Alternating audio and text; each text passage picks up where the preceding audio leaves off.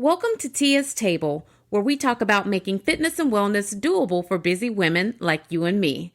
Looking for healthy meal ideas, workout motivation, and good conversation? Don't worry, I got you, girl. Sit back, grab a snack, and let's have some girl talk. Hey girl, hey, welcome back to another episode of Tia's Table. I'm Tia, a certified group fitness instructor, nutrition coach, and behavior change specialist. I help women develop healthy habits that align with their health, wellness, and fitness goals. And I do that right in our exclusive app community. If you or someone you know is interested in living a healthier lifestyle, you can find out all about the app and how to get access to that community by emailing me at tiavfitness@gmail.com, or you can reach out to me on Instagram at tiavfitness. So glad to be back, especially in a somewhat timely manner, like patting ourselves on the back about that. We have a lot to get into today before I go do school pickup. So let's dive right in. I want to talk about all of the things that I have been finding at Costco for this call for Tia's Table, right? So it's not a recipe per se. It's not a meal idea exactly, but it's all of the things that, girl, if you got a Costco membership, I want you to run down there, fill your cart, swipe your card, and live your best life. I was a Costco queen when my husband was still in the military. We always happened to live like right near a Costco. So I used Costco as my regular grocery store, right? I would go, I would get all of the things. I so enjoyed roaming the aisles with at the time, all of my children were like little babies. So my cart would be like full of children, but then also full of all the things, you know, so workout in and of itself, pushing that cart everywhere. But we would go and I just loved it. Something about going to Costco is how most people feel when they go to Target. And, you know, Target gives me the feels, but not the same way that Costco does for me. And maybe that's because I just like food. Maybe that's because I do enjoy like cooking on some level. And I feel like I like going to Costco, trying different things, seeing what all they have in there, and then getting it, of course, for a really great deal. By the way, this is not sponsored or anything. This is just real love about one of my favorite places. So, girl, now that there is a Costco near me, because see, before, the closest Costco to me was about 30 miles away. And when you live in Atlanta, or Atlanta adjacent, like I do, 30 miles can either be 30 miles in 40 minutes, or it could be 30 miles in an hour and a half. You never know what card you're going to be dealt traffic-wise. So ever since we've lived here, I've been going to either like Sam's or BJ's.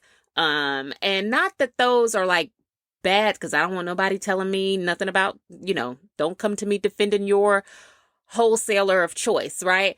Those places I could just tell after going to them, they just weren't for me. I'm a Costco girl, down. I love Costco real bad, right? So now that there's one within 5 miles of my house, girl, I renewed my membership as soon as they made the announcement saying like, come get your membership, whatever. I went, I got my membership renewed.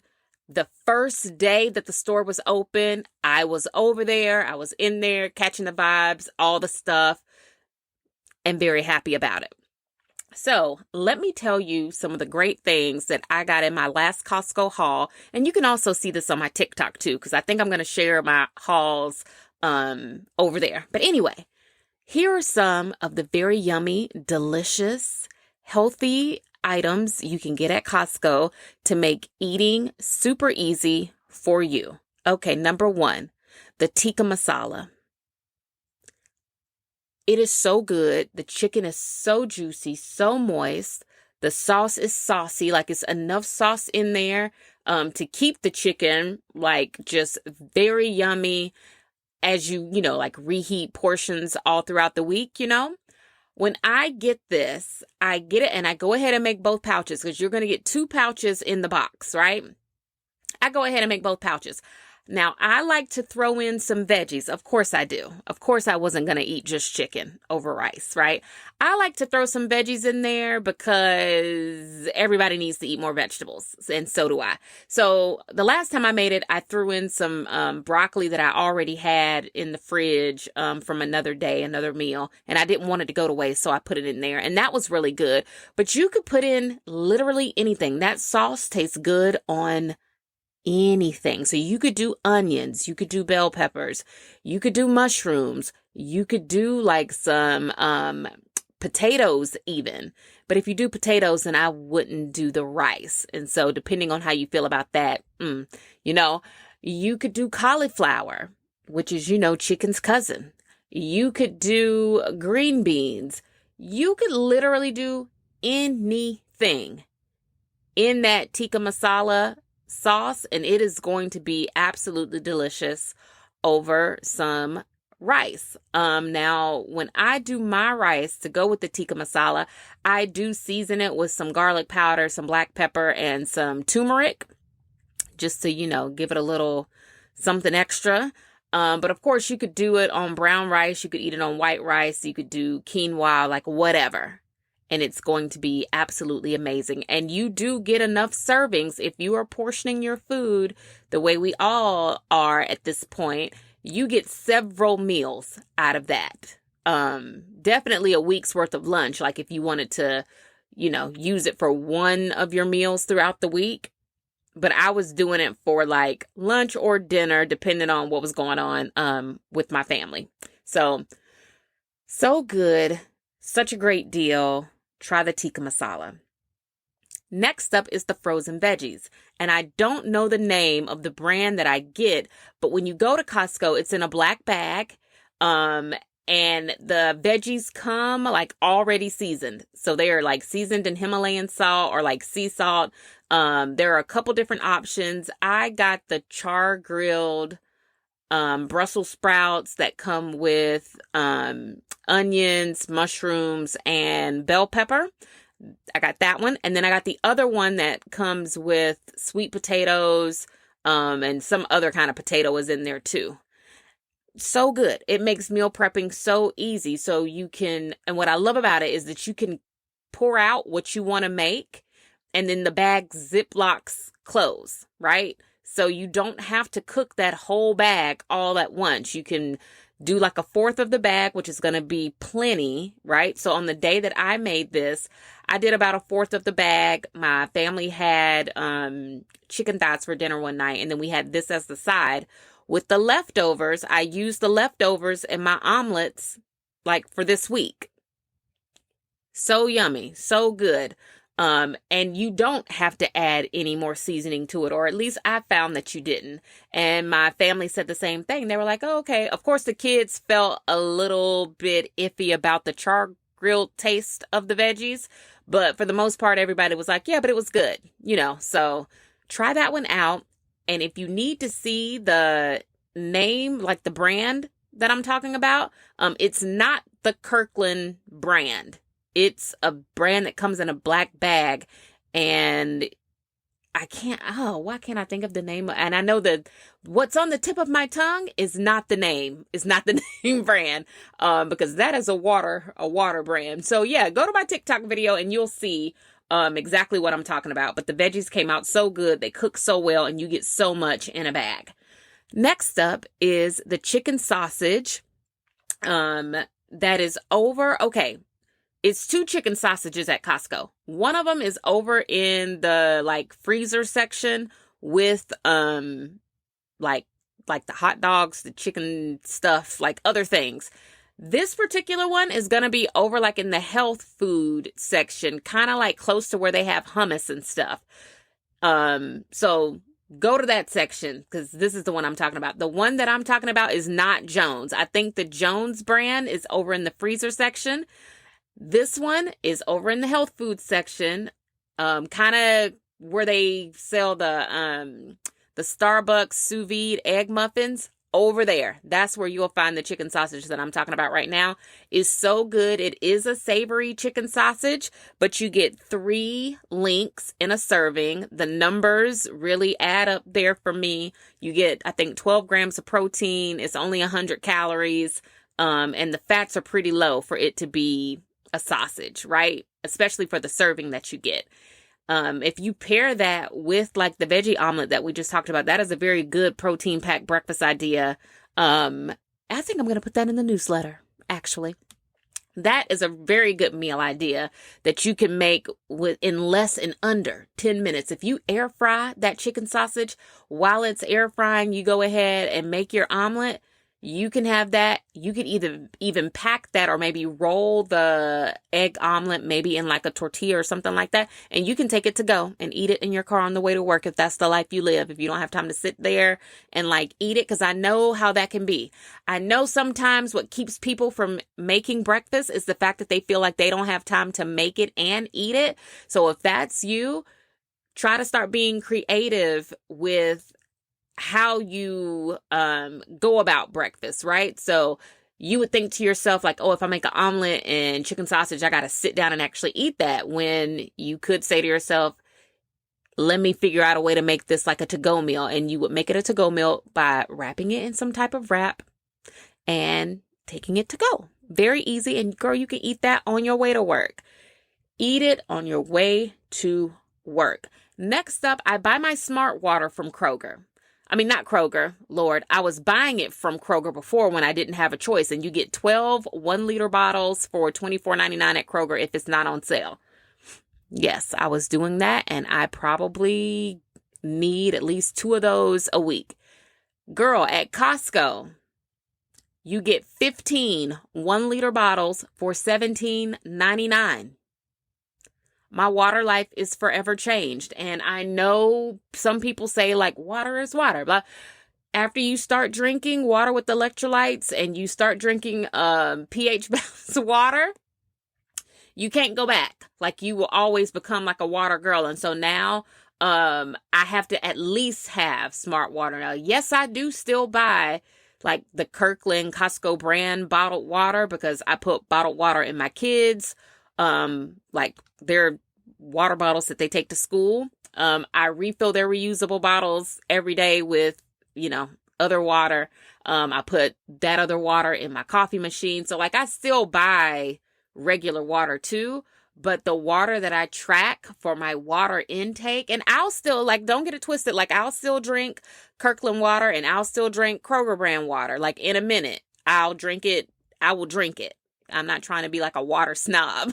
I will drink it. But the water intake that I track, like I track my Smart Water, right? Because I know if I drink 3 or 4 of those in a day, like I've hit my water goal, right? So Smart Water, such a better deal at Costco.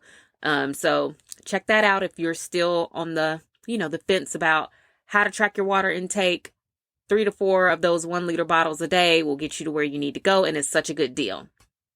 Lastly, you guys, the deli salads in Costco are such a great deal. Now, we know you can go to Chick-fil-A and buy a salad and it's going to set you back like what, $10, I think, somewhere about, right?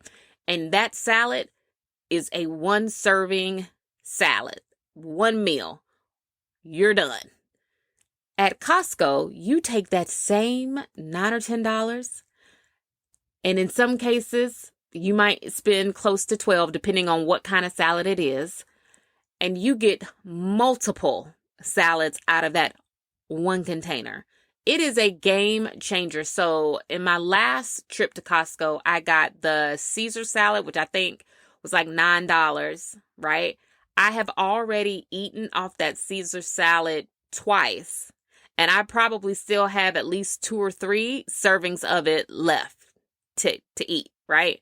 The other salad that they have that I am so in love with, it is so good, is the mixed greens, like goat cheese pecan salad. It comes with, of course, goat cheese and pecans, but then it also comes with bell pepper and red onion and a very yummy like honey vinaigrette. It's so good, y'all. All you have to do is add a protein. And for the protein, add whatever you already have at home. So if you had steak last night for dinner, add a little bit of that. If you've got chicken in your refrigerator, add a little bit of that. Of course, if you're at Costco and you're not trying to make no extra protein, you can always grab one of their rotisserie chickens, because everyone knows how good those are and how inexpensive those are. Or you can grab some of the cold, like chopped chicken that they also sell in the deli, and that makes it super easy too. But yeah, their deli salads are big enough and they give you enough of the toppings and all that stuff for multiple servings. You could literally have that goat cheese pecan salad every single day, Monday through Friday, for lunch if you wanted to. And I think I paid $12 for that salad. So when you bust it down like that, it's kind of like, okay, well, this salad cost me like what? Maybe like $2 and some change a day. Was that like $2.75 a day? Maybe. I don't know. My math is not the best, but I know if the salad is $12 and I eat off of it 5 or 6 times, yes, that comes down to being like right under $3 a day for that salad. And it does not get any better than that. And you just mix in your favorite protein and go. This is also a great time, especially if you are eating work. If you are, well, girl, I hope you eating it down at work too. But if you are eating away from home at work and you need to like take this salad to go, put the salad in a container. Don't put the dressing on it ahead of time. You know, we always save our dressing and we dress right before we eat so that our salads don't get soggy. But this is a great time to start using those salmon or tuna pouches that I talk about up here all the time.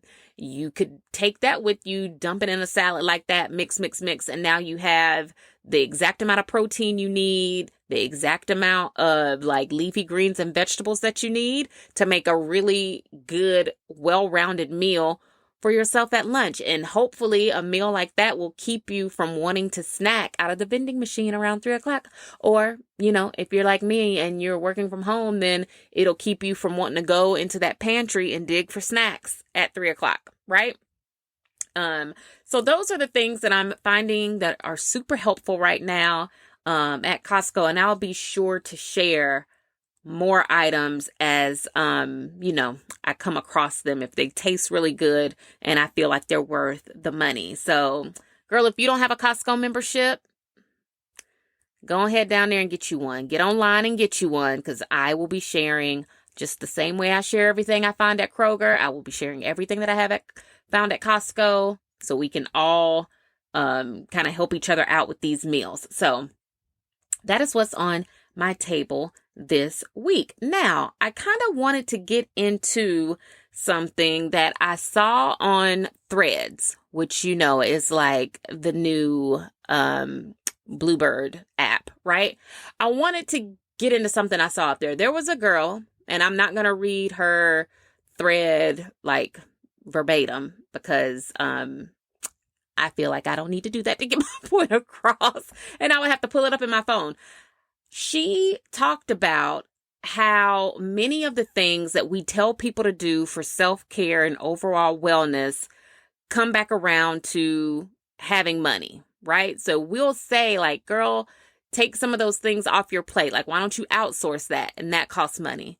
We'll say, go to the gym, work out to relieve some of your stress. Like, that costs money. We'll say, you should buy something for yourself because you deserve it. That costs money. Basically, everything we're telling each other to do to make ourselves feel a lot better about the cards we have been dealt as far as life goes costs money. So what do you do if you don't have disposable income to do some of these things? Or maybe you are living paycheck to paycheck and you're doing good just to pay bills and to eat.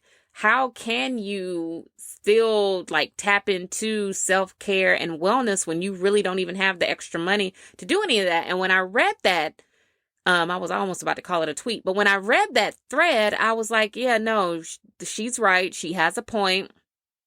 And a lot of us, when we talk about all of the things that we're either doing to take better care of ourselves or things that we're looking into or whatever, it really does come from a place of privilege. And I mean privilege in that we have the resources, the money, or whatever to do it, right? So I wanted to talk about what are some things that all of us can do, because maybe you're looking to save money. Maybe you're looking to get rid of some of these memberships or subscriptions you have to certain things. And girl, we know we're not even using them. Hello. Like, I know I had a subscription to the sauna place. Y'all remember when I used to share about the sauna all the time?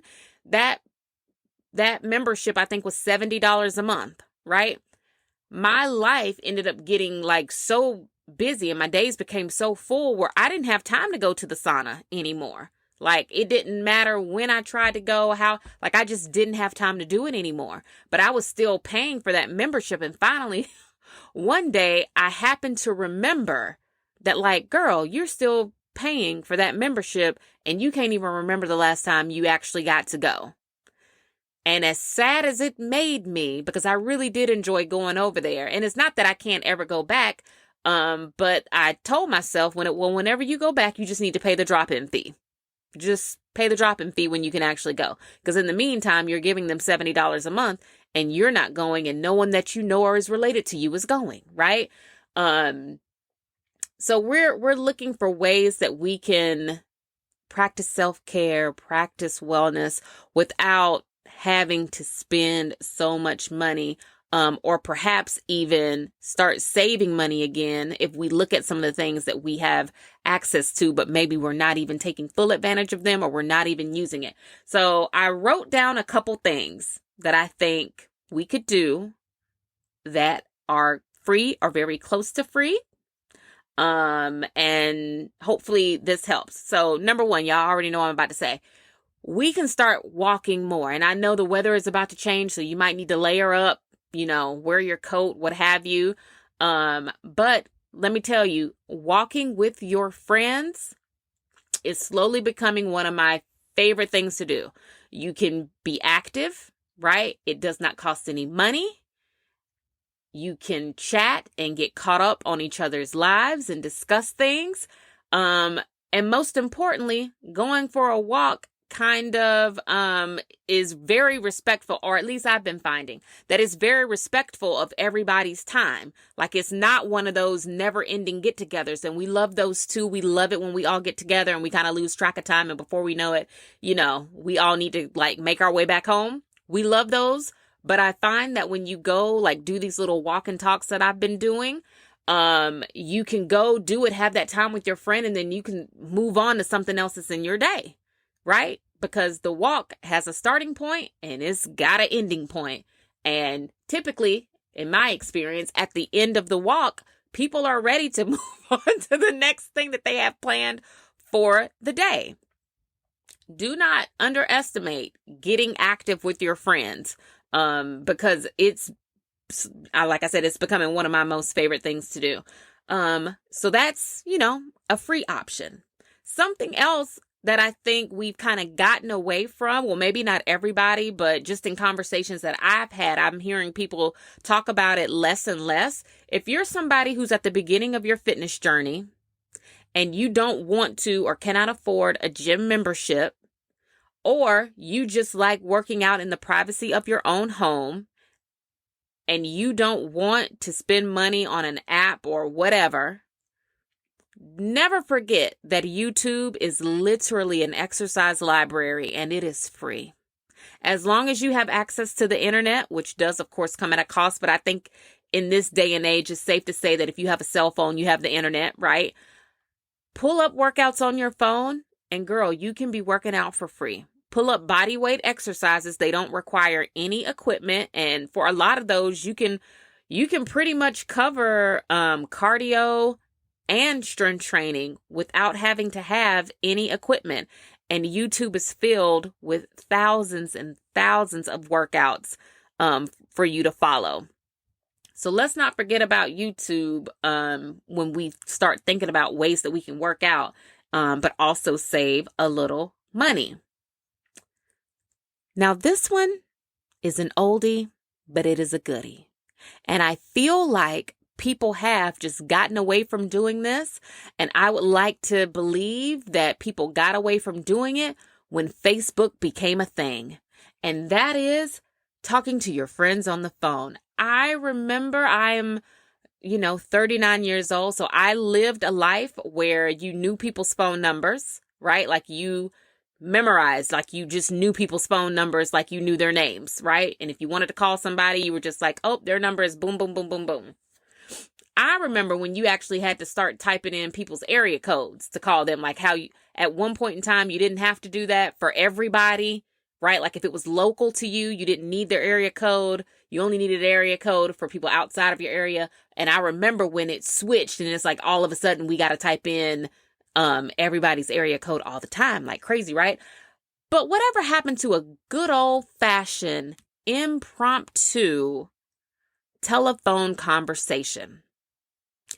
The amount of wellness and I think healing, endorphins, all the good vibes and things that come from having a good old girlfriend chat session on the phone really cannot be beat. And you know what? I'm going to sound so like old for saying this. Maybe I am a little antiquated in my thinking, but I feel like the day that we started becoming a society that was like don't call me, or we have to schedule phone calls now because people say like they have, like I work and I have kids. And I'm like, but our aunties and our grandmas and our mamas used to have jobs and kids too. And whenever that phone rang, it did not stop them from picking it up and seeing who was on the other line and what they wanted. I guess back then, if they didn't want to talk to people, they were just more creative with how they got them off the phone, maybe. But I'm like, when did that change? I personally do believe it was with, Facebook and social media and that kind of taking over, for the most part. But it might be something deeper. It might be something else. I don't know if it was like a mind shift for people. I don't know. I have mentioned this very briefly on the podcast before, but sometimes I think we take things too far. So when people started talking a lot about like my time and respecting my time and my boundaries and this and that, sometimes I think people push stuff too far to the left and then it turns into like the dark side of things. And in this particular example, the dark side would be like, well, now y'all don't talk to nobody. Like now you have to have everything scheduled, right? Or you feel like you might not even, like if you were a person who was maybe going through something, and you might be, I would be willing to bet that it's people out there who have truly like needed to have conversations with people, or who could have really have used like a friend's ear just to kind of talk things through, or like to vent or whatever, things that we definitely used to do in the 90s. And now you think twice before you do it. Like, I don't think picking up the phone and like actually calling people's phone is something that people do haphazardly anymore. Like, oh, I want to talk to so-and-so. Let me just call her. No. I think people are taking a pause and they're being like, well, should I call? Should I not call? Like, whatever. Or let me text her and see if she's free for a call, which I guess is fine, because, you want to make sure maybe that your friend is free. But even that little step of like, well, let me see if this person is available to kind of hear me out. Whatever happened to just calling?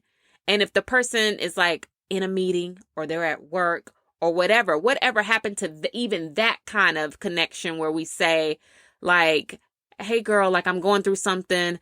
Do you have a minute to talk to me? And your friend being like, oh my gosh, girl, are you okay? Because sometimes that's all people need is the, oh my gosh, girl, is everything okay? And then that gives you the opportunity to say, well, yeah, like, girl, like I'm not on the verge of anything catastrophic, but like I just needed a real cute little girlfriend moment really quick because such and such is going on.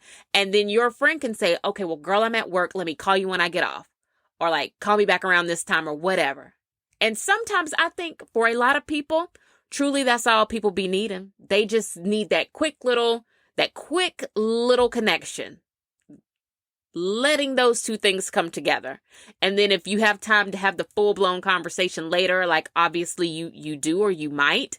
But I think getting away from just talking on the phone and it not being like a thing. Like, I know that there are people, I've heard people say that, like, oh, they wanted to talk to their friend or whatever. And it's like you have to schedule it. And the next time that both people are free to talk on the phone is like a month from the date that they're like today. That like the next time, you mean to tell me you're not free to talk on the phone until January 18th? Like, girl, then we must not be friends. We must not be friends, because I feel like when my friends reach out to me and they're like, Tia, like, when can you talk? I'm like, if you're my friend, for you, I can talk to you today, right? Because nothing in my life is going on. And maybe this is like a sad truth of my own life. But I'm like, girl, I ain't got nothing going on that's so important that if you need to talk to me, I cannot pick up my phone and listen to whatever you have going on. You just have to know that it will be children and puppies playing in the background and all that comes with that. Squeaky toys, TVs, video games, lots of background noise, but I'll do my best to tune it out and focus on what you got to say. So what is that? What happened to it? How do we fix that? And actually, during our walk and talk on Saturday, which if you're a member of the app, that's something you get invited to once a month. During the walk and talk on Saturday, we actually talked a lot about making friends past a certain age, and how it is truly work to like make friends and have that strong connection. Friendship and community is so important to your overall wellness fitness journey, because a person that feels supported and heard and seen and valued and loved, they are much more likely to follow a fitness program than somebody who feels like they're going at it alone in the world. Whether they're truly alone or not, a person who feels like they don't have strong connections or a strong support system will have a hard time developing those healthy habits and then actually sticking to them, as opposed to someone who has like a strong support system. So girls, all of us, we need to try to bring the 90s back. Like they bringing everything else back from the 90s. Let's bring back a good old auntie conversation that doesn't necessarily have to be scheduled out months in advance. Like, are we trying to just like be friends, or are we trying to like get into Chef Roblay's restaurant? I mean, I don't know. Think of a place where the reservations are like booked out for months. Is it that, or is it way more simple than that? And I feel like it's way more simple than that, but we have just become a people who has made it into something that, girl, like it's really not. So talk to a friend on the phone. Be the friend that will answer the phone. Be the friend that will answer, and maybe it will begin to rub off on the other women in your circle, girl. I don't know. And something pretty close to that, but, maybe, it's not necessarily as simple, right, as a phone conversation. But maybe people are doing this and I'm just not doing it because my close, like, good girlfriends that I would do this with don't live here. So maybe people are still doing this, but I feel like they're not, because even the women that I have met here in Atlanta, that I would say I'm becoming like more friendly with, I don't think people are doing this that much anymore. But that could also be because everyone lives kind of spread out. And really, we're not spread out, but, Atlanta spread out. Like I said before, it leaves a lot to chance. Like, we just never know what the traffic is going to do. So anyway, but whatever happened to just getting together and having like girlfriend time that wasn't an official thing? Like, it's no one's birthday. No one has, we're not doing a baby shower. It's not an engagement party. This is not a bridal shower. No one's kid just graduated from something. Why else do people get together for things? I don't know. But, we're not celebrating anything in particular. We're just getting together. Just good old-fashioned girlfriend potluck. I might bring the chips and salsa. Somebody else might bring another small bite. Someone else might bring wine. Someone else might bring like a pie or cake or some brownies or whatever. We just kind of get together and we just kick it. Everyone scrolls their phone. We talk about things. We get caught up on each other's lives. And this might be one of those things where you look up and you're like, oh my gosh, it's whatever o'clock. Girl, I got to go home and feed my children. Or I got to whatever. Like, we've been here all day. Let's give this lady her house back. This is something that can turn into something else. But whatever happened to that? Like, do people still go visit people after church on Sundays? Like, do they still do that? I know we see on TV these groups of friends, like, on TV is always a super cute and trendy group of about 3 to 4 women, and they seem like they're together all the time. Even the ones who are married and they have children. Like, I'm watching First Wives Club right now on Netflix. It's a super cute show. And those women are always together. Even the one who is married and has children, and her children are young. They might be like preteen age. She is a surgeon, actually, the lady that I'm thinking about. Then the other woman is like an attorney. One of them is a record label owner and like a singer. That's Jill Scott's character. Yeah, like these women are highly successful. So in your mind, you would think, oh, she doesn't have that much time, or like she doesn't have time. But no, they're always together. Think about it. Sex in the City. Those women were always together. On Girlfriends, always together. Any other show, just think of your favorite show, your favorite cast of women, living single, even though they were supposed to be like super young on that show, but living single, they were always together. Granted, none of them were married and none of them had kids. So I guess technically they were in that era of their lives where they have nothing to do but work and then have free time. But still, whatever happened to that? Not saying we need to be together every single day, but again, the strong connections that you have when you do have a super strong support system, I think impacts the rest of your life. I mean, I know for a fact that it does.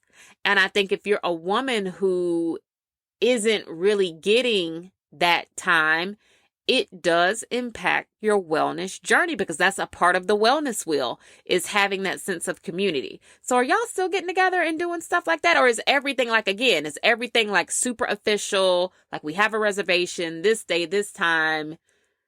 And is it always like that? Or do y'all still have those very simple, like, good times where it's kind of like, no, these are my friends. Y'all can just stop by.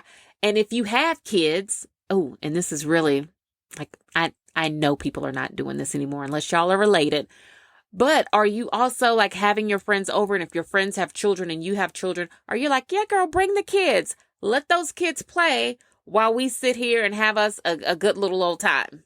Like, are people, when do we get away from doing that? And how do we get back there? Because that is free, right? It gets you out of the house. It gets you into really good vibes. Like we said, it gets your endorphins up. It's some feel good time, and it's good for you. And it doesn't cost you anything but your time. So I don't know. Those are some free things that people can start tapping back into that I really haven't heard people talk about in quite some time, that I think will have an impact on your wellness routine in 2024. Maybe we can start making these things part of our New Year's goals. Put it on your New Year's, your 2024 bucket list to do some of these things. And I told the ladies on the walk and talk on Saturday, I was like, you know what? I know where I fall short when it comes to having stronger connections with people. Like I say this all the time, as an Aquarius, I can be like highly independent. I can be almost somewhat of a loner, but at the same time, I really do enjoy the company of other people, but I cannot say that I always maybe put forth the effort in the way that I should when I want to make like friendships happen. I think I really do look for like reciprocal energy in that a lot. And again, I can't help it because I'm an Aquarius, if it even feels like it's less than reciprocal in any kind of way, I'm just like, oh, well, I can just go do this by myself. And I'm happy to do it. Like, we've talked about that too, like dating yourself. But see, that's an example of when you take something too far and now it's like bad. So it's one thing to date yourself and be like happy in your own space and thoughts and whatever. And it's a whole nother thing to take that to a place where you're literally going months and months without seeing or talking to anybody else. Like, girl, that's not healthy. Don't be like that. Don't be like me. So in 2024, I'm going to make more of an effort to make sure I have like good girlfriend time, because it's super important and we all need it. So another thing that I saw on social media that I just thought was brilliant. This was so good. And I never do this. I have never done this, as a matter of fact, but I came across this video on TikTok of a girl. Her TikTok name is Diary of Ari. Ari of Ari, and it might be 2 I's, Arii maybe. But anyway, if you type her name in on TikTok, there's a video of her talking about how she went from like not working out at all, not being consistent, to having a mindset shift, and now she's like super consistent, and she's like about her, her fitness journey, how she got there. And what she basically says in the video is she stopped loving herself halfway. She was like, how can I be like literally loyal to everybody else, but I'm not even like loyal to myself? Like, I'm not even committed to myself. I'm not even consistent with myself, but I'm giving that to like everybody. And I commented on her video and was like, girl, yes, absolutely. Like, I'm a fitness coach and I approve this message. So much so, girl, I'm about to cash up you some money so you can go buy yourself some lunch one day next week. Because the way you just broke this down for people is exactly what women really need to hear more women saying. Like, we all need to hear each other say, which is why this girlfriend time and these phone calls is so important. But we all need to hear each other say, like, girl, I was taking that man more seriously than I was taking myself, right? And really, did the man really? Well, no, we're not even going to get into that. Nope. I was about to take that somewhere. That is a whole episode in and of itself. Let me come back around. But yes, you end up taking other things more seriously that really don't deserve your time, like at all.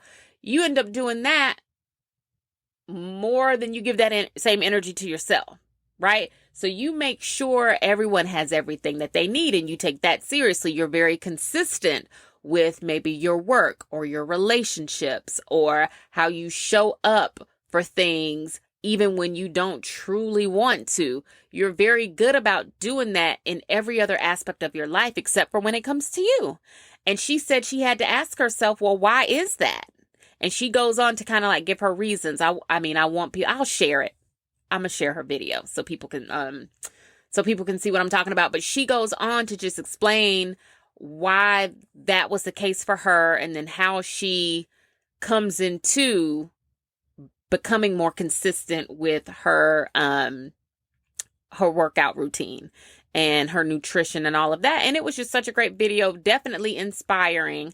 And I think that the more we all share, like, the real of what's going on with us and how hard it can be, the easier it will be for everybody else to, adapt new habits and practice them and make them into true lifestyle change. And with that being said, let's go into a year-end review of the workout report. So I'm going to share with you guys not all of them, because the report is super thorough and it wouldn't make sense because it comes with pictures. But I'm going to share like the things I think people will understand if I say them out loud. So let's do a year-end review of my workout report, like my fitness journey. So I talk about this in the newsletter for the month of December.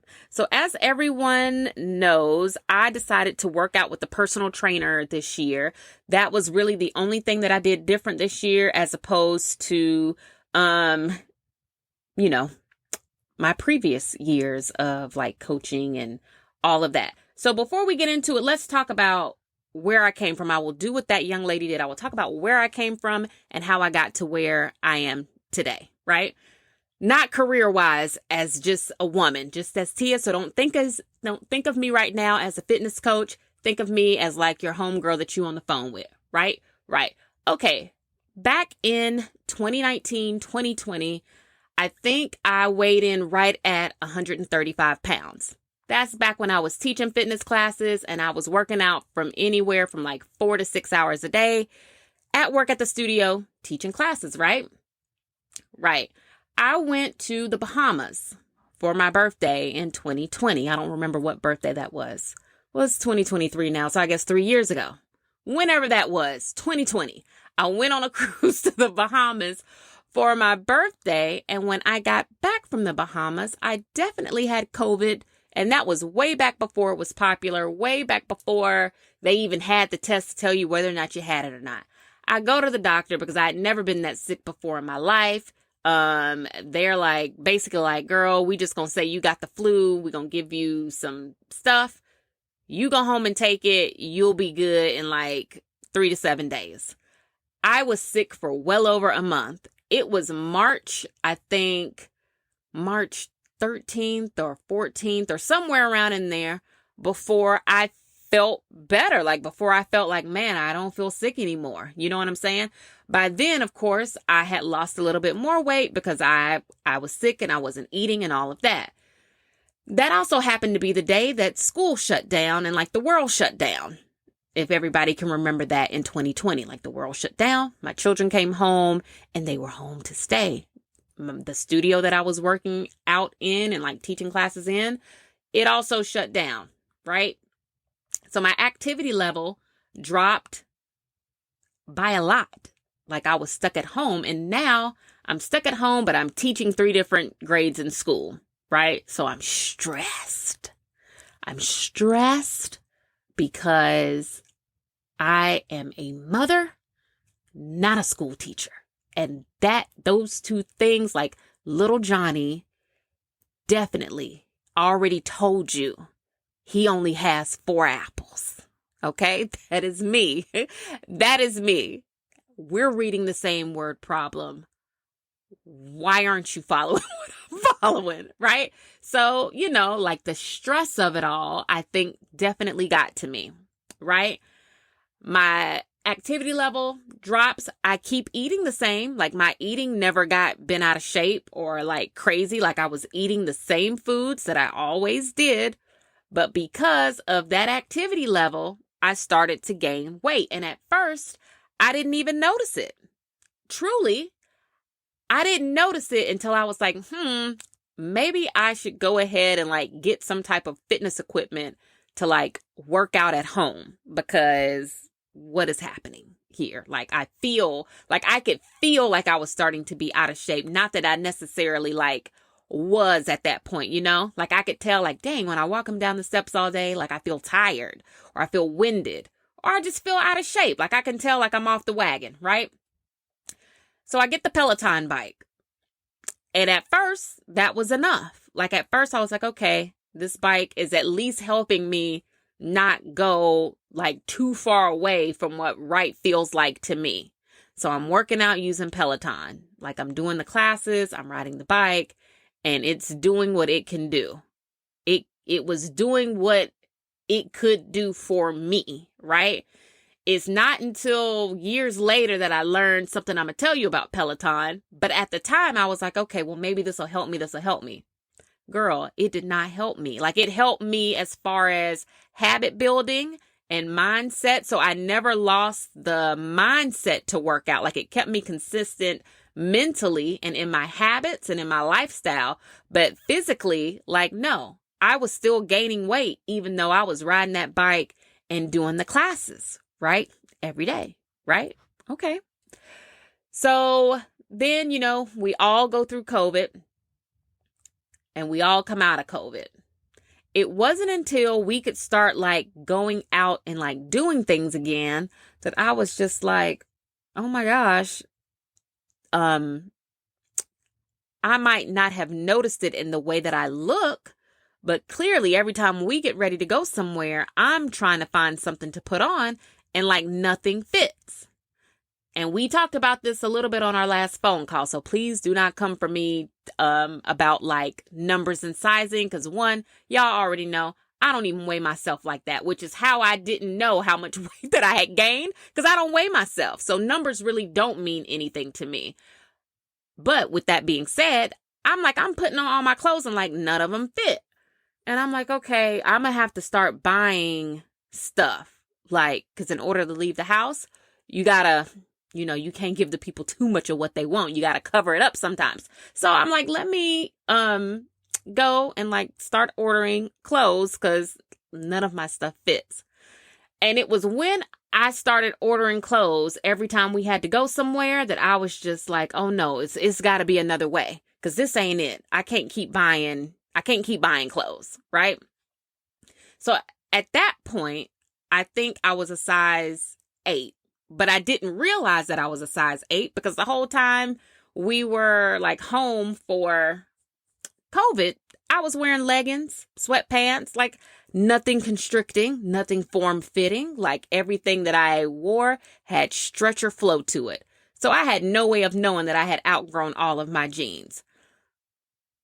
And I also want to say that there's absolutely nothing wrong with being a size 8. What I think the extra weight, though, that came along with that size for me did is it made me slow. It made me sluggish. It made me tired. So for those reasons, I'm like, oh no, like you're going to have to do something about this, because number one, you can't wear anything you have, right? You're constantly buying new clothes. Number two, today, like if you don't do something about this, today you're a size 8 and that's still like cute and we look good and like we're in our thick girl era and that's okay. But what happens is if you don't get a hold on this, you're going to continue to gain weight. And then at some point, it's going to be a true challenge to lose it. And I always tell everybody that I work with, you have to have, just like when you go walk with your friend, you got to have a starting point and a stopping point. You have to have a point where you say like, I'm cool with being this size, but I don't need to progress past this because I know the work that's going to be involved with coming back down from that. Right. And for me, that is a size 8. When I'm a size 8, I'm like, okay, yeah, girl, we can do this, but you got to start making your way back to that 6. Because if you don't, you're going to lose it. And that opens a whole nother can of worms that mentally, I don't even think I'm prepared to like handle. Like, I don't even have time. Like, I don't have time. So that is what made me say, like, Tia, you need to think about what you're going to do. Because clearly Peloton is not cutting it. So fast forward to like Thanksgiving time of whatever year that was, the gym was offering their personal training thing and their promotional personal trainer. I bought it. I got attached to my trainer and we have been working out hard all of 2023. Like I have been sharing with y'all about it. I've been talking to y'all about it. And I wanted to share my numbers from working out this year. Because for a lot of people, if you would have been doing everything that I did this year and the numbers that I'm about to read to you, if you had gotten these same numbers or if you were just on this journey at some point, many people would have fallen off because you would have expected to lose more weight than what I lost in the year. And if you read the newsletter, I talk about this. I talk about how like, yeah, I absolutely thought that I would have a bigger transformation all throughout the year working with a personal trainer. I absolutely thought I would. I thought that I would look a lot different by now, and I was just expecting more. However, where I'm at is not bad, and it's definitely progress from where I came from. I just think that in our minds, and this is me as a person, not as a fitness professional, I just think that in our minds, we tell ourselves, well, I should be losing a pound a week. And if I lose a pound a week, if I start working out week 1 of the year, by the end of the week, or by the end of the year, I should have lost somewhere between this, like 0 probably, and 52 pounds. That is the ridiculous thing that I think we all kind of tell ourselves, when really your body is not going to respond that way. You're just not. It's not going to respond that way all the time. Like we've talked about that. You'll have your ebbs and flows in your fitness journey where you're losing weight and then you'll plateau and all that kind of stuff. So start working out with my trainer. I started working out with my trainer January 9th of 2023. When I weighed in on January 9th, 2023, I was 176.6 pounds, right? I was a size 8, 176.6 pounds. The last time I weighed in, which was like maybe a week or so ago, so it's safe to say that I'm pretty much still that same size. Maybe I could have possibly lost another pound since then, but we're just going to go with this number because I'm pretty sure it's still highly accurate. At the last weigh-in, I was 162.2, which is a difference of 14 pounds, right? I lost 14 pounds this year, and I am back in my size 6 clothing, right? Now, that means that there were lots of weeks in this year where had I been weighing myself, and again, this is why I don't do it. This is why I don't weigh myself at home anyway. There had to be plenty of weeks this year where the scale was not moving for me, where I was definitely losing inches, right? But the scale was not moving. Right now, if I go put on some of the stuff that I bought post-COVID to wear, that stuff is too big for me. So I know I lost inches. But I just wasn't losing like weight, like pounds every week to go along with it. This is why it is so extremely important for everybody to just remain consistent regardless of what the scale says. Because you are definitely having progress. You are definitely moving forward, even though you might not be able to see it or even feel it, right? Because right now, if we come back to present day, I do feel like I'm at somewhat of a plateau again, right? I feel like, okay, like I'm not really losing any weight. I might be gaining some muscle. Like, I don't know what's going on, but I feel like I've been at this size now for quite some time. And even though I do not want to be any smaller than this, I just want to be a more sculpted version of this, right? So I don't want to be smaller than a 6, right? A 6 or an 8 is right where I need to live. Like, I need to live right in there, right? But I know for myself, if I were to get smaller, and this is also why you kind of have to pay attention to what you're doing, because if not, you'll mess around and you'll get too small, or smaller than what you might want to be. Let's word it like that. I remember when I went on that trip to the Bahamas and I was like 135 pounds, I might have looked good in my clothes, but I also remember having a hard time filling them out because I had gotten too small, right? I had gotten too small. So I want to be somewhere around 150, but still like in my size 6 stuff. Like, I don't want to drop down to be too small, because what I've also learned about myself is that when I gain weight, it is going to be evenly distributed. Some people, they feel like their weight goes all to like one area of their body. Not mine. Mine evenly distributes from my head to my toes, right? So I carry it evenly, which is not, that's not a bad thing. That might be kind of good or beneficial. But what also happens with that is on the opposite side is that when you lose weight, you probably tend to lose it all over too, right? I'm not one of those people who's going to lose weight and all of a sudden I'm going to have a super, super small waist, but like be super curvy everywhere else. No, when I lose it, it's going to go from everywhere. Like, I won't have boobs.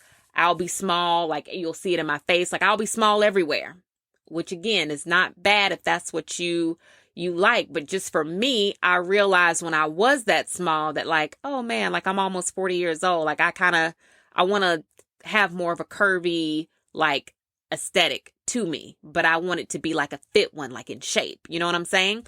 So, so present day, I'm 162.2. Okay. Now, my fat percentage went from, and this is something that you cannot necessarily see if you're weighing yourself and your scale is telling you like pounds every day. Let's say you might be the same weight. Let's say every day you weigh yourself, but what you're not seeing is your muscle mass and your fat. And I know they have scales that do that now. But I don't know. I just think that machine at the gym is just highly accurate. So even if I was weighing myself at home and looking at this every day, I'm probably the type of person that would believe the weight. Like I would believe the weight, but I wouldn't believe anything else that scale told me. I wouldn't. I would only trust the machine at the gym that does like your whole body and you put your hands on the handles and like that whole thing. So my fat percentage at the beginning of the year was 34%. The last time I stepped on the machine, it was 28%. So it went down 6%. So I lost 6% of my body fat percentage throughout this year, which is great, right? My fat mass, meaning how many of my overall pounds are actually fat versus muscle. I started the year in January with 60 pounds of fat. So of that 176, 60 pounds of it was fat. Right now, in present day, 46 pounds of my 162 pounds is fat. So I lost like 26 pounds or 24 pounds. I don't know, over 20 pounds of actual fat throughout the year. That's the way it calculates it, even though I only lost 14 total pounds, which is super confusing, but that's what the report says, which is good because that means all of the weight that I have lost up until this point has been fat, which is what I want. Like I want to keep my muscle. But I want to make sure I'm burning actual body fat so that I do keep those curves. So, yeah. So that's where we are. And then my metabolic age, which I think is super important to focus on. Something is in my eye, like I'm having a eyelash moment. My metabolic age, January 2023, when I stepped into that machine, my metabolic age came in at 46. Mind you, at the time that I stepped on the machine, I was only 38. I hadn't even had my birthday yet. So I was 38 and it was clocking me at 46 years old. And that's what I was telling you guys. Like, even though I was still like relatively like a cute shape and like my figure was definitely figuring things out for the girls, I felt super winded, super tired, slow, sluggish, sleepy. Like my body just didn't feel good. And that's why, because my body was older than what it should be. My body felt or was operating like that of a 46-year-old. When I got on that machine 2 weeks ago, my metabolic age was 32.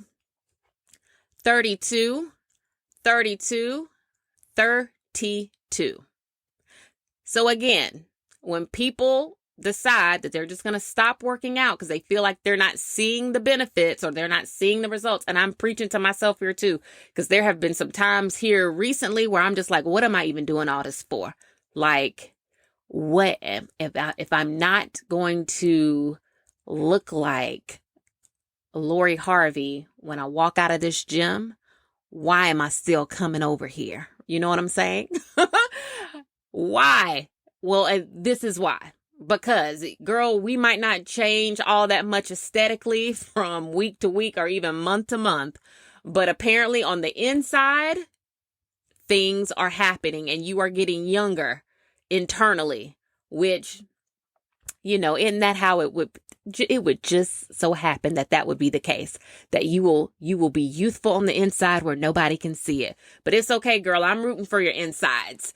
And I want them to be youthful. And I am 32 years young on the inside. Now, something else that this machine will tell you too when you get on it at the gym is it'll tell you how much visceral fat you have. And that's the fat around your organs. And that's something else that you want to pay attention to. And my number went down by a number. I think it went from like 6 to 5, which is also good. So that means like, okay, like I'm trending and going in the right direction. I just have to keep staying consistent. And eventually I will hopefully drop this last 10 pounds. And they always say that the last 10 is the hardest to go. The last 10 just won't go. And that's where I'm at. I feel like if I'm able to drop about another 10 pounds, but then also maintain muscle to go with that, we'll be in a good place. And I think I've gained maybe 3 pounds of muscle. I don't know. Like my muscle thing really hadn't changed. I want to say in January 2023, my body was 110 pounds of muscle. And I think today it's like 112 pounds. So the plus side to this year is that I did burn a lot of unwanted body fat. And I'm going to choose to focus on that over focusing on aesthetics as a whole, because like me and one of my girlfriends have talked about before, like, yes, some of this is pure vanity. Some of this is just purely, I want to look good in my clothes and when I go to the beach in the summer. Some of this is solely that. And I know in order for me to feel like comfortable and confident in that way, like I'm going to have to just keep at it. I'm going to have to keep going, keep showing up until the numbers do what they are going to do. So hopefully, I don't know, somebody finds it helpful, me sharing my own personal numbers. I've never done that before just because I feel like too much value and too much is placed on numbers these days. And because I feel like when you do my job for a living, when you even remotely in the least bit sound like you might be unhappy with being a certain size, people do come at you and they let you know, like, I would kill to be such and such size. And I'm like, well, that's great, because we're in two different places in our fitness journey. So of course, one person's goal might be different from another person's goal. I think the important thing to focus on though is how does being a certain size affect you physically? And if you can do everything that you want to do and need to do to function and move through your life, and your mobility is fine at whatever size, that is what's most important. That when you get those labs done, those labs come back squeaky clean when you go get them taken. That's what everybody should be focused on, more than you should be focused on anybody's size, is what can your body do? Are you able to be mobile? If you fall, can you get back up? Is your blood pressure okay? When you go to the doctor, what them people gonna tell you your blood say? And we just all kind of move through there. As for me and mine, so far, like your girl is healthy and I'm feeling a lot faster. Like I'm not as tired or as like winded anymore. Like I can feel it. I can feel where this year I am better. I just need to keep working on maybe some of the physical stuff that I would like to see. Like I say in the newsletter, like, girl, I want my collarbone back. I want my collarbone back. I do want my waist snatched.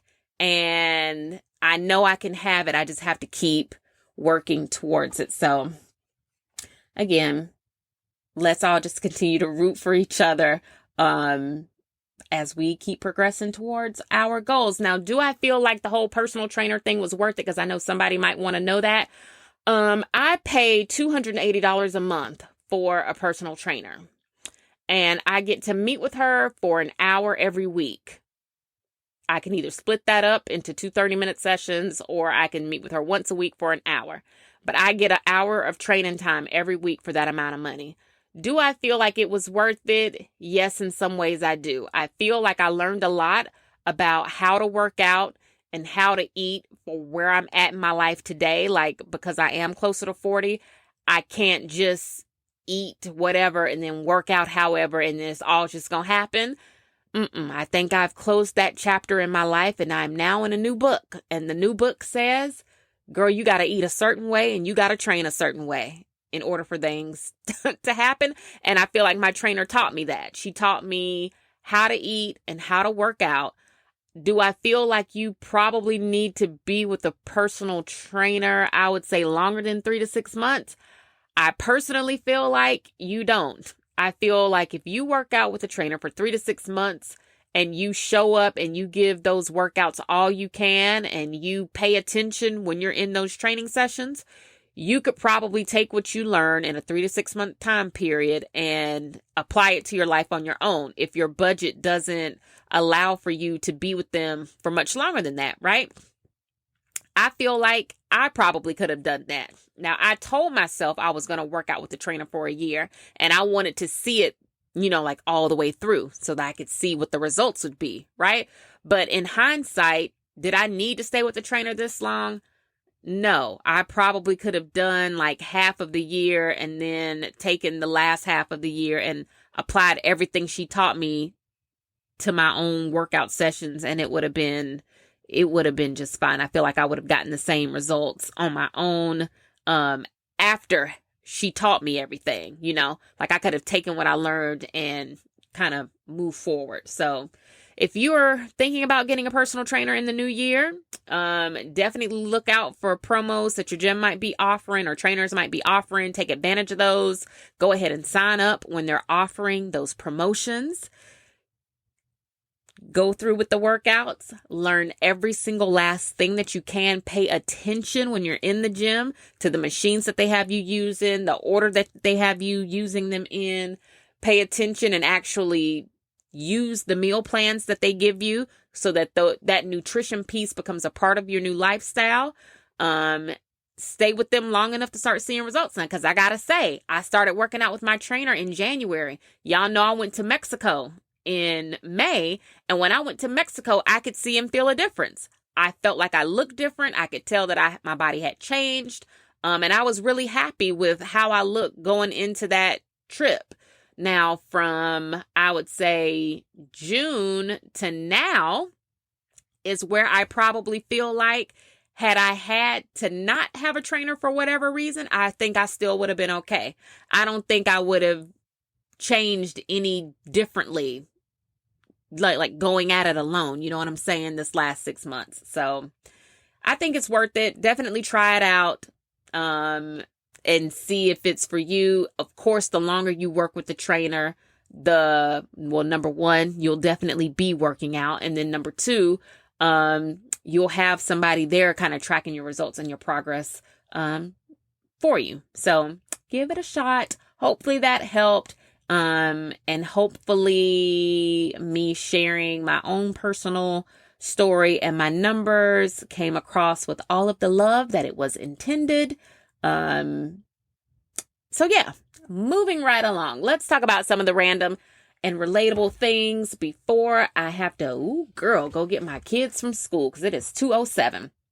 So this year, I feel like it went by really, really fast, to be honest with you. I feel like it was just January, like last week. I don't know. This year went by probably a little bit too fast for me. Like, I'm kind of uncomfortable with how fast this past year went.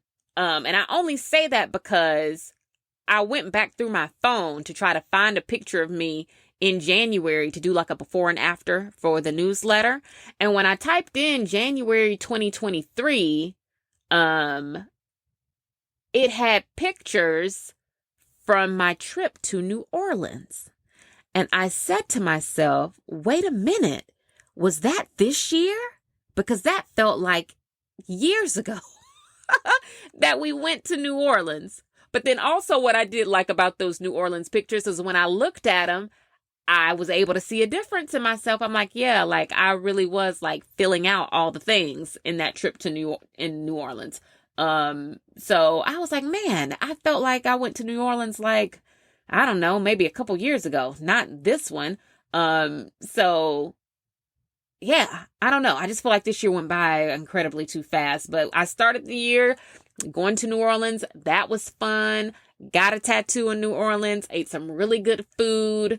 New Orleans is definitely a place I want to go back and visit, maybe when the weather is like a little bit nicer, but I gotta admit, I kind of like going when there was nothing happening there, because I'm not really for the crowds and the busyness and like the noise of it all. So going in January felt really nice because it wasn't super cold down there. But yeah, it was nice. It was nice enough for you to kind of walk the streets and like do stuff without it being like a zoo from them having some type of huge event in town. So New Orleans was great. I don't remember what I did in February for my birthday this past year, so it's safe to say that I probably did something right here in Atlanta. Knowing us, we probably either did some type of staycation, or maybe we just went out to dinner or something. I don't even remember. But yeah. Hopefully that won't be the case for my upcoming 40th birthday. But I don't even remember my birthday from this past year.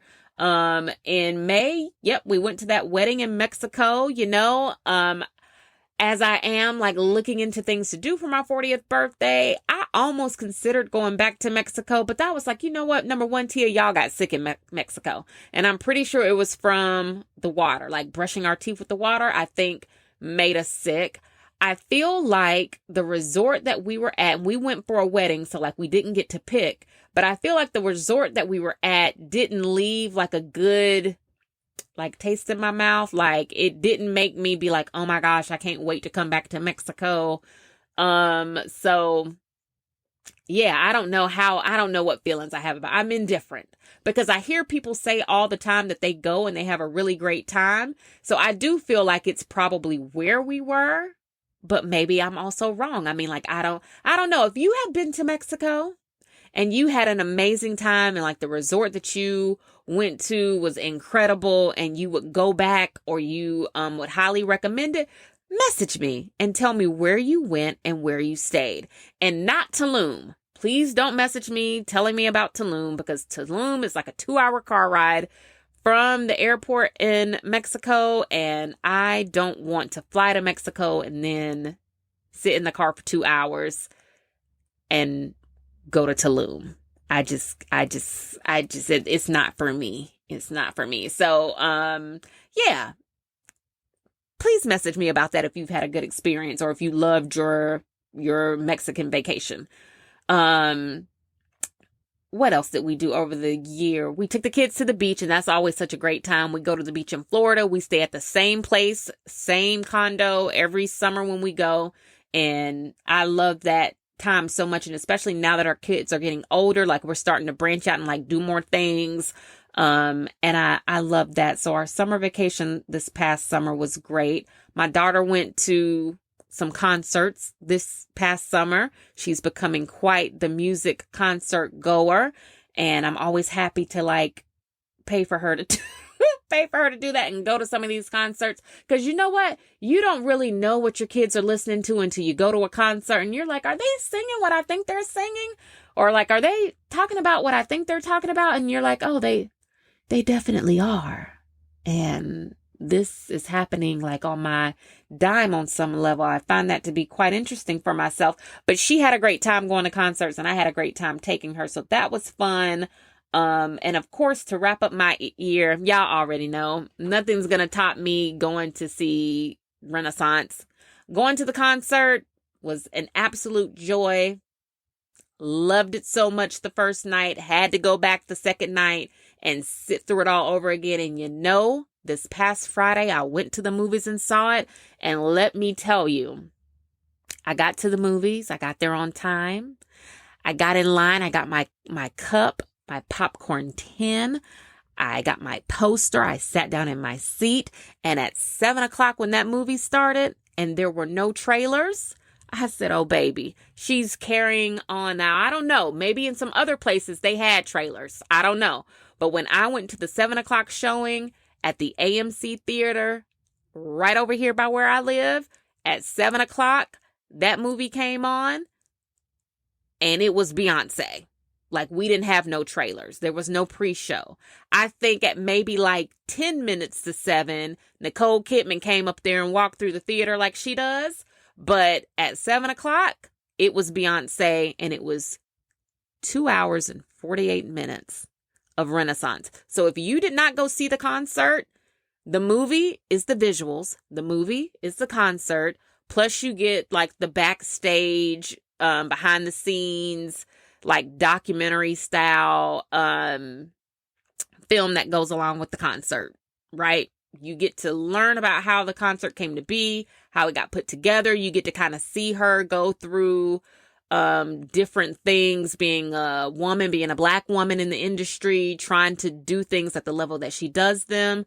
I feel like in a lot of ways, the film attempts to humanize her, and I only use the word attempts because when I have always kind of looked at her like, dang, she's just a regular girl from Texas, but she's like Beyonce, right?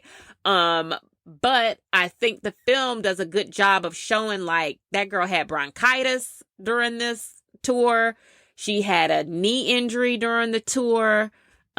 She has all those children running around. And those kids like love her to pieces. She's always with Blue Ivy. Blue Ivy be telling her what to do. Like the stuff that we be saying online, I think really goes on in their real life. Like Blue Ivy told her, like, girl, you can't take Diva out of the show. Like, who do you think you can't do that? And Beyonce was kind of like, Blue Ivy, like, I'm gonna need you to bring it. We're in a meeting and I'm gonna need you to bring it down a notch. And then it cuts to her performing Diva in the show. So like, it's like, yes, that little girl be telling you what the streets are saying.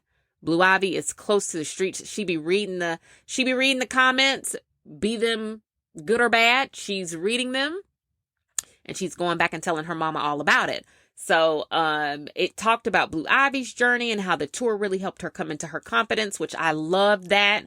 Apparently she got access to the comments that everybody, felt they needed to share online about her dancing that first night when the tour was overseas. And decided that like, no, I'm going to prove these people wrong. I'm going to practice and practice and practice, and I'm going to get better. And when you go back and watch clips of her dancing all summer, you see where she grew so much between that first performance and that last one. So like good for her. You can tell that like Beyonce and her mom are super close and that she credits her mother so much for like who she is as a person, and how she's raising her children and all of that. So I loved it. I enjoyed it. Would I go back to the theater and see it for like a second time like I did the concert in person? And I'm going to say no, I wouldn't go back only because it was so long. Like I wouldn't go back and sit through it a second time. But whenever it does come to a streaming service or it's available for purchase or whatever it's going to be, I definitely would watch it like at home. Or I'll do it like I do Coachella, how you just play Coachella like while you cleaning up, or you just play Coachella in the background sometimes. I'll probably do that once it comes out to a streaming service. But I enjoyed it. I'm so glad I got to go. Of course, there has been some backlash for Beyonce because of where the movie is playing. And I've read a lot of the points that people are making online about the movie playing in Israel. And I guess my feelings about that are kind of what some other people have already said online. It's like she sold the rights to the movies to AMC. So, they're going to show it wherever they want to show it. Well, I guess that's number one. Number two, it kind of goes into a thing where, yes, I do think that maybe if that's something that she's tracking and paying attention to, could she maybe have said like, oh, but don't show my movie here, here, or here? I think so. I think she probably could have had them pull it. But I'm pretty sure that when this deal was made, because she said she's been working on Renaissance for 4 years, right? So I don't know when the AMC agreement was made, but I'm pretty sure that it's possible that that deal was made like years ago, before all of this was like as bad as it is now. So I don't know. That's my thoughts and feelings about that. And I also kind of feel like I think people hold celebrities to a standard that they really gotta let go of. Like, I don't know that her speaking out and saying anything would actually impact or have a change on what's going on over there.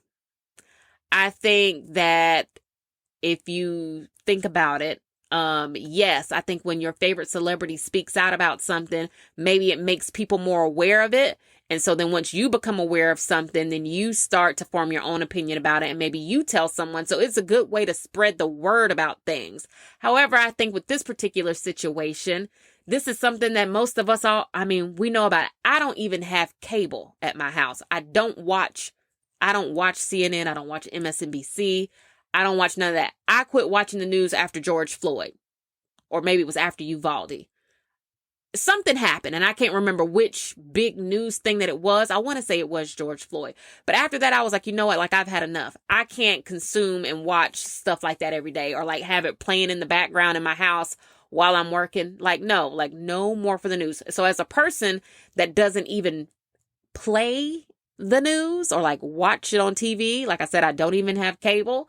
So to be that person, I still know about what's going on overseas because I have social media, and you are able to read news stories as much as you want to when you utilize the internet for your news. Like, I can see clips of things, I can read things, so I'm up to date on it. So I don't know that putting celebrities in a place where they need to be always speaking out about something is even fair, when I'm pretty sure you probably have family members or people you know in real life that you never talk to about that kind of stuff. I'm absolutely positive of that.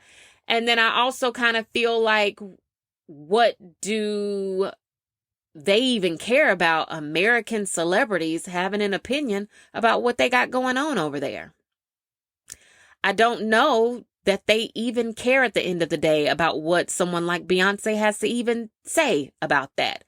Her voice, yes, would let more people know about it, but does it have any real impact on what's going on over there? I don't think so. I think, what's his name? Is his name Mark Hill or Lamont Mark Hill? Somebody's going to kill me for not knowing his exact name, but I always get his name mixed up because I feel like he has two first names, and that kills me. But y'all know who I'm talking about. CNN just let him go, right? And I know that because, again, of social media and me reading, right? So CNN just let him go. Y'all know who I'm talking about. Real smart brother. He was on TikTok, and he uses an analogy about a pizza. He was like, let's say me and you are fighting over a pizza. But as we are fighting over the pizza, you continue to eat slices. Like, you keep eating the pizza as we are fighting over it.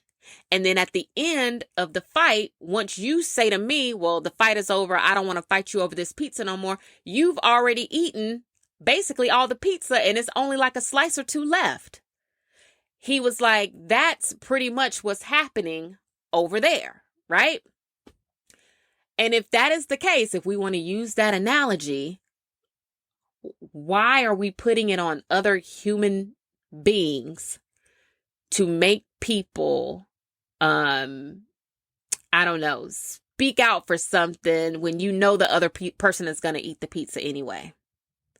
Like, you know, they're going to keep doing it regardless of what anybody says because it's in their hearts to do it.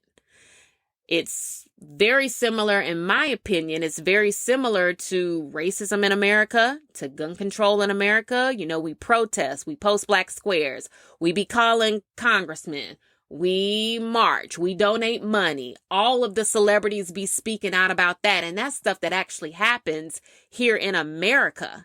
People speak about that, you know, they fundraise, they get on TV, they post stuff, they tweet. Whatever. They tell you who to vote for. They get out there and they campaign for elections and all of that stuff. They do all of that. And in some strange way, it still is not enough to even force change here in America. So I don't think that it's fair to want them to use that same voice or energy or platform or whatever for something that is going on overseas that we really don't have any direct control over. I think that that's, again, most stuff goes back to like voting and being more active in like the government and all of that. But that's definitely like something y'all need to be telling Joe Biden to speak up more about, I think.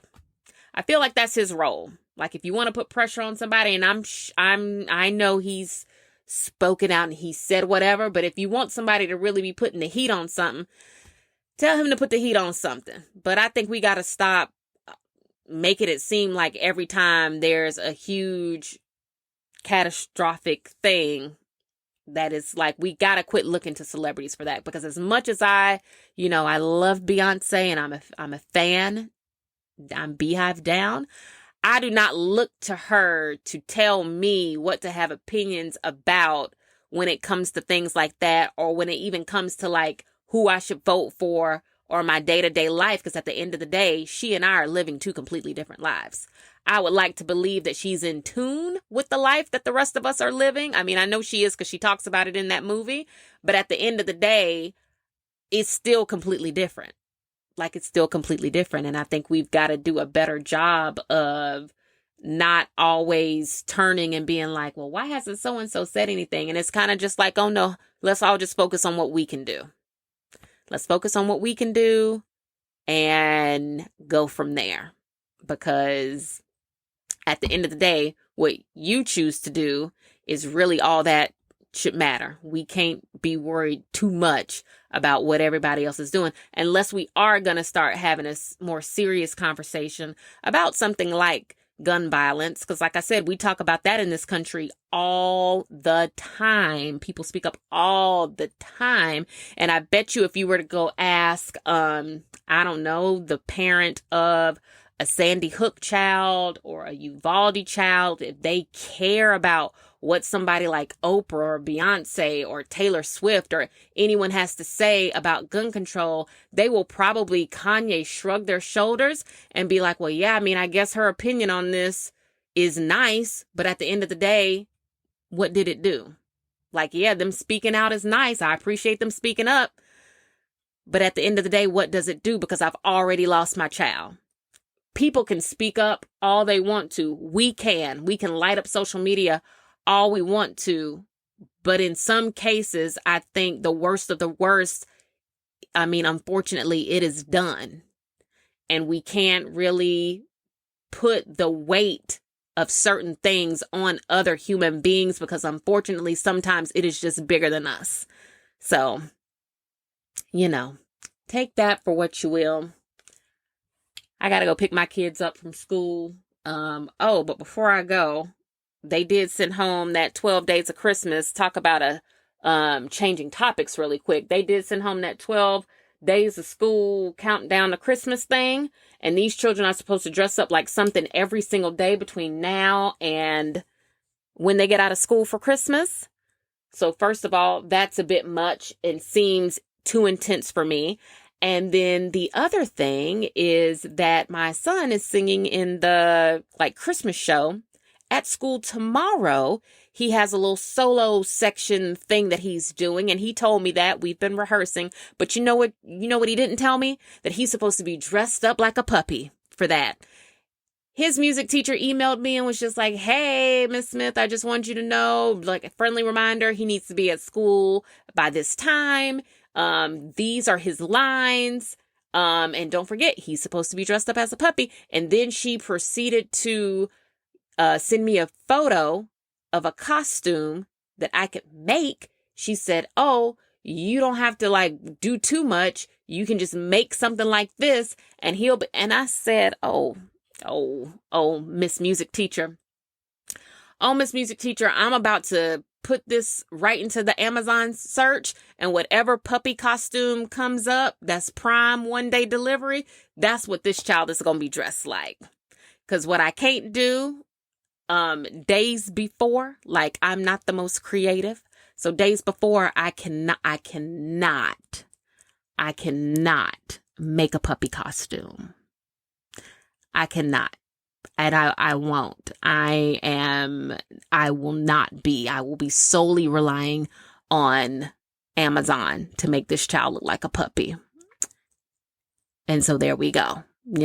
So there we go. It's too much. It's too much. Just send them home already. Let Christmas break just start already because y'all do too much. And by the time they are on Christmas break, I'll be so happy for it because the school is going to beat me down between now and the last day of school. Literally, there is something every day. I think there is a winter velvet day, a crushed velvet day. I think there is like a sock day and a hat day. It might be a candy cane day. There's definitely a hat day. There's an ugly sweater day. I don't know, but think about how many school days are between today, right, and the last day that they are in school, which I think is like 5 days before Christmas. I think they get out of school December 20th. Every single school day that they are in school right now, there is a theme associated with that day. So keep me in your T's and P's. Keep me in your T's and P's because, girl, I'm going to need them. I'm going to need them because them little boys don't have none of that stuff, which means I need to go to somebody's Dollar Tree and stock up. So yes, let me go get in the school pickup line, girl. I hope you enjoyed this call. I know the topics were a little all over the place, but hopefully we can talk about the stuff we need to talk about. Hopefully you're more open to me being a little bit more transparent about my journey without too much judgment. And hopefully the rest of everything was received in the love that was intended. When you see someone, compliment her, tell her she looks nice, make that woman's day. Don't compete, don't compare, don't complain. What God has for you is for you, and never knock another woman's hustle. And don't forget to wrap those Christmas gifts as they arrive at your house so that we're not up all late at night on Christmas Eve still wrapping gifts, girl. I hope you have a good rest of the day. Move your body in a way that is meaningful to you. And I will talk to you on our next call. This was an episode of Tia's Table. Please don't forget to rate, review, and share with a friend. Love you, girl. Bye.